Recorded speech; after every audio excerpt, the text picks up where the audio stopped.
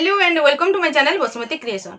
आपण माने जानिछंती हमर एसएचजी सीएलएफ जीपीएलएफ ता सहित बीएलएफ डीएलएफ रे ईसी माने रहितांती एवं सही ईसी दीदी मानको पई एक लेटर आस्तिला जोथिरे कि रिस्ट्रक्चर हेबो बोली कुआ जायतिला एवं रिस्ट्रक्चर प्रोसेस मध्ये कोन से जागा गुडी करे स्टार्ट हे जायतिला।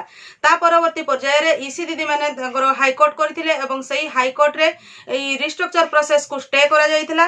ताहा स्टे हे कि 23/7/2025 तारीख पर्यंत ताहा स्टे करा जायतिला। ता परवर्ती पर्याय रे 23/7/2025 तारीख रे पुणी एक राय आस्तिला जोथिरे कुआ जायतिला जे 20 अगस्त 2025 तारीख पर्यंत ताहा घुंचिला एवं सेतकी दिन पर्यंत एही ईसी रिस्ट्रक्चरिंग प्रोसेस स्टे रहिबो। पुणी आजि होउची 20 अगस्त 2025 तारीख।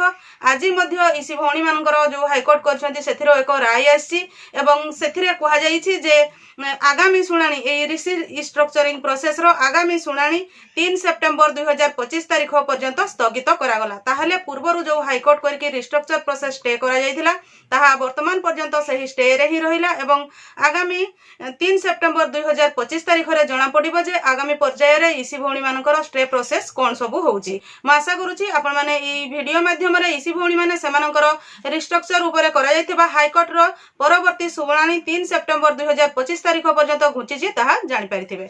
आजिर वीडियो रे बास एतिकी। आजिर वीडियोटी को आपण शेष पर्यंत देखिथिबारु आपनको बहुत बहुत धन्यवाद।